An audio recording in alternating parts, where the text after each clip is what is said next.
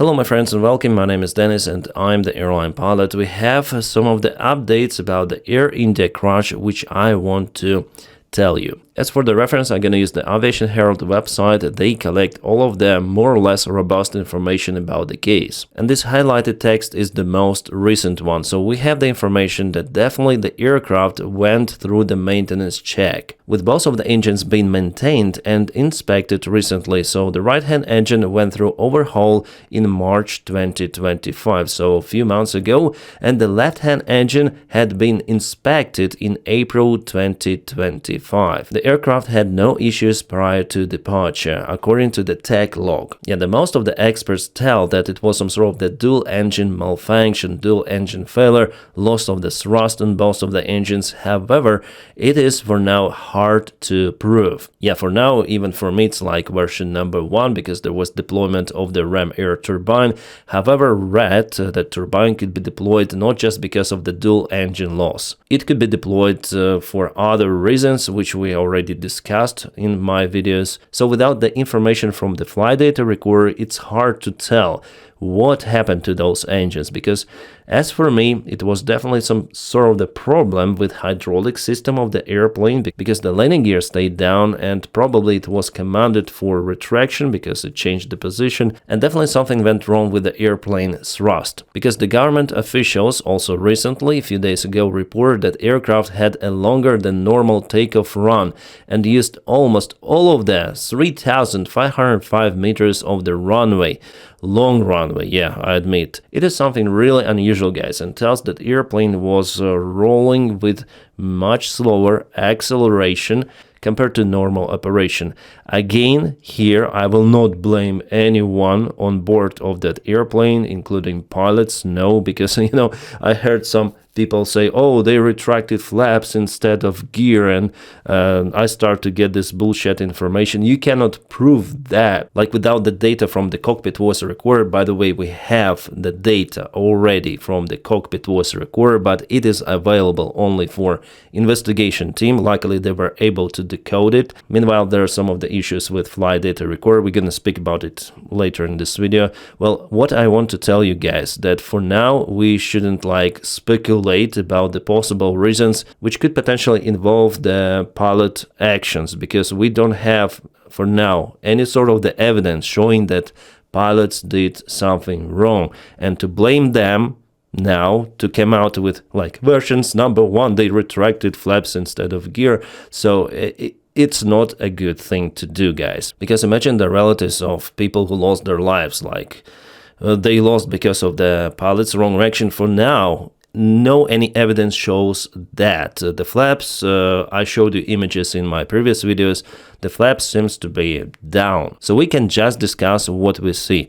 We see that airplane was rolling for a very, very long distance. It's unusual. Why it happened? I think, and I'm almost sure about it, there was some technical issue with the airplane itself.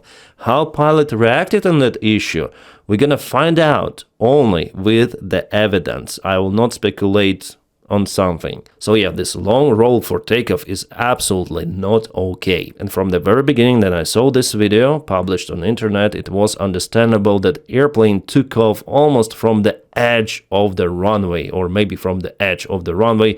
It was seen judging on the debris coming to the air from the ground, dust, grass, dirt, and so on. However, at this stage, we see that airplane had enough thrust to be airborne. But what were the parameters of the kilonewtons of the thrust which engine produced at the moment, and what was the airspeed? Everything of that we may obtain just from the flight data recorder. Unfortunately, guys, we have some of the bad news relative to VAAH, to that black box, because according to the information published yesterday, the black box is damaged. So yesterday, Indian government official source stated that no decision has yet been reached where the black box will be read out in reaction to media reports. So they don't know where to decode it. We have the black box, It's been damaged, mostly by fire, and it's very sensitive now to any sort of the intervene into the system. That's why the black box might be sent to United States for repair and analysis. So you have to repair the box very gently and then try to extract the digital information from it. The black box had been damaged due to the post-crash fire, so data download in India wasn't possible. So wasn't possible means that they tried actually already to download the data from the black box from flight data recorder. It didn't work because of the significant damage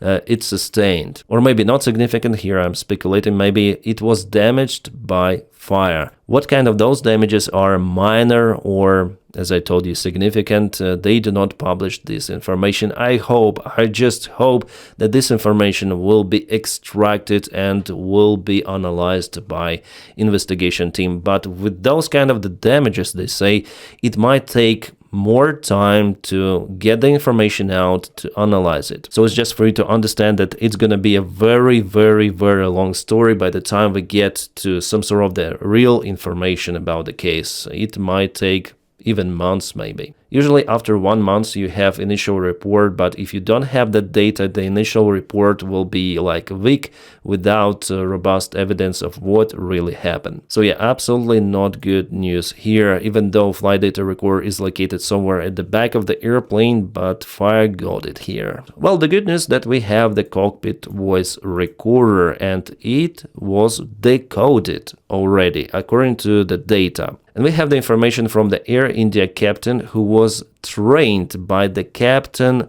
of the flight. So the captain who piloted the airplane of Air India which crashed was a trainee captain, and his trainee captain took part in analyzing the cockpit voice recorder which was decoded already. He's just a line captain, my friends. We train with each other for a very, very long time in many of the occasions, so just a usual line captain of Air India. So he stated that CVR, so cockpit voice recorder, has been successfully read out.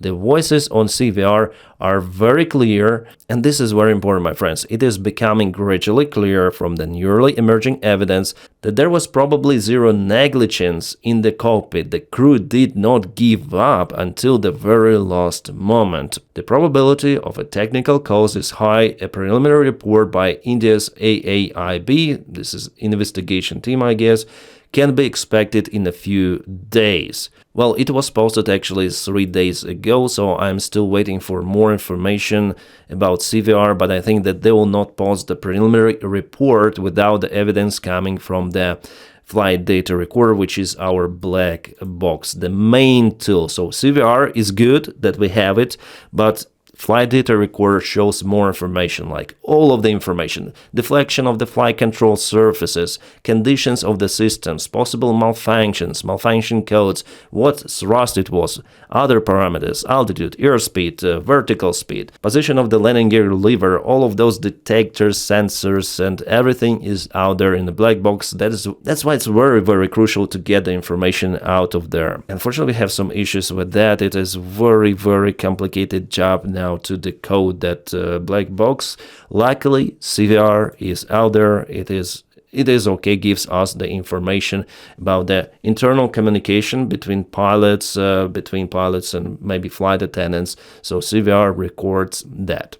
And again, guys, I want to tell that it is important not to blame anyone without any sort of the evidence. So we have even more evidence that probably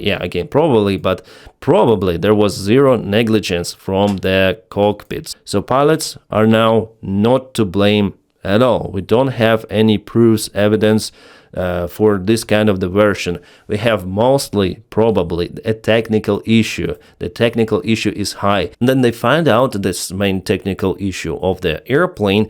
They're going to also analyze how crew managed it. Were the actions okay according to non-normal procedures of the airplane, or their pilots did some of the mistakes? It is far away to that stage, because for now we don't know the main cause. There was the chain of events as usual in every of the aviation accident, but the main cause is usually one or maximum two. So while I'm recording this video, no one knows what happened, and I saw, again, those aviation experts who recorded the video as me, at the very first day, and they were coming with absolutely absurd versions, putting them number one.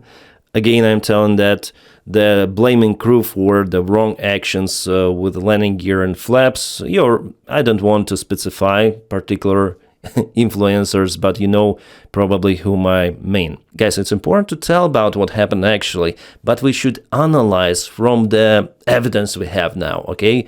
Video, official investigation reports from the Indian government we have. There was also the information published in some of the Indian media that pilots specified their Mayday call, that Mayday, Mayday, Mayday, loss of thrust on both engines or something like that. But again, for now, this is the pure speculation. You will not find this information in any sort of the government source of investigation team or Indian government. So far, they haven't specified this Mayday call from pilots. They just say that it was there, like Mayday, Mayday, Mayday. The rest of the words, well, maybe they were like that, as some of the media say, but maybe not. It's pure speculation. As for the mainstream media and media in general, those newspapers, websites, do not trust them. They're milking each other, looking for a sensation. They're adding some extra stories to those facts. So what we have is what we have. I already showed you what we have from the Aviation Herald. They publish like official information available for now. If you want to speculate, you're free to do it yourself, all right? But if you have like influence, if you have millions of people watching you, following you, it's better to avoid that stuff and tell just about facts. Also, guys, I was wondering about the flight experience of the captain. 8,200 hours for 60 years old. It's not that big number. However, again, unconfirmed information is coming that he got this experience on wide-body aircraft types like 777 and Boeing 787, but it's hard to tell for now for sure. So had accumulated 8,200 hours is published here. The data came from Air India, and what they meant by that, we'll see. The initial investigation report will show us the real flight experience of pilots. So captain 8,200 hours, first officer 1,100 hours. For now we have those figures. I also heard that people were saying that first officer was not that experienced with those hours. Guys, 1,100 hours, it's quite a lot, I would tell you. For those hours I was very experienced first officer. There are just some of the regulations, for example, in the United States of America, which do not allow pilots to have the transport license if they are below 1,500 hours of experience, but those are just regulations. I'm sure that many of the pilots out there in United States, including who are just 1,000 hours, even 500 hours, are okay to be good pilots out there flying even sophisticated jets like that.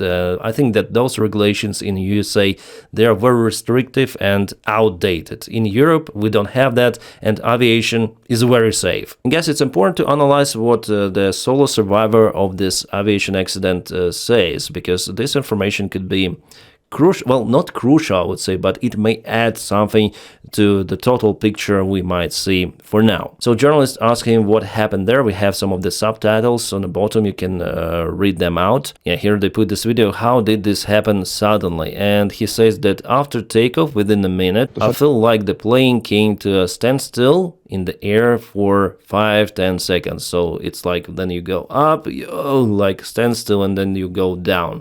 The airplane lost capabilities to maintain lift. Let's say it for now like that. The green and white cabin lights turned on in the flight. So some people report about flickering, that he said about flickering, but here he says about green and white cabin lights.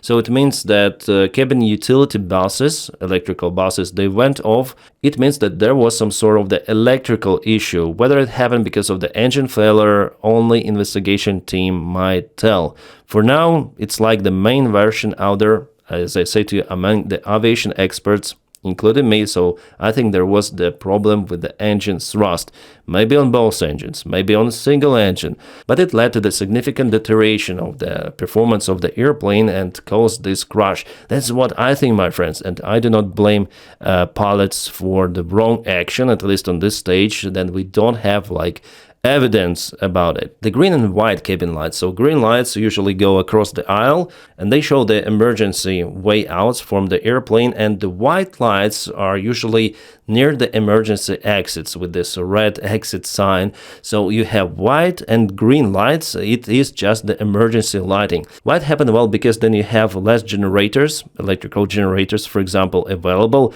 The aircraft reduces its consumption. You don't need a cabin utility bus. You don't need to boil the kettle in a kitchen anymore. No, everything, all the electricity goes to maintain the performance of the airplane, to make its systems running normally.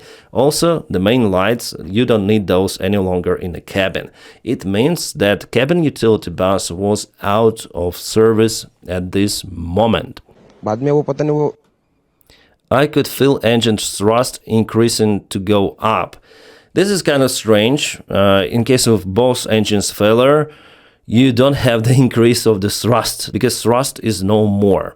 It could be the RAT, the ram air turbine, which fell off. Also, some people report about the loud bang, so it could be because of the ram air turbine deployment. And then it deployed the noise from the propeller. It is quite loud. So maybe this passenger, he doesn't know whether it's red and how the Boeing 787 engines should sound. So maybe he means the thrust increasing, it's the red operation was in real. Because this small propeller rotates so fast that it generates a significantly loud sound. For example, Germans used the Stuka sirens on their attack airplanes to scare the hell out of enemy during the dive. So they dive down with this sound, ooh, drop some bombs, fire cannons. So it was like the psychological weapon that they used. And the sound was not coming from propeller because it is quite big compared to those small propellers. They are rotating with much higher speed compared to the main blades, the function of which is to propel the aircraft. But if you have like this small propeller which rotates very, very fast, the sound is just noisy. It is terrible because the point of the small propeller, it reaches the supersonic speed, and it is very loud, my friends. That's why the small propeller may be even louder than the airplane engines, especially Boeing 787 engines. I was flying 787 as a passenger a few of the times, and indeed it is a very calm airplane, even on takeoff. So I guess that our eyewitness reported about the rat operation, not about the engine thrust increase. It's rat.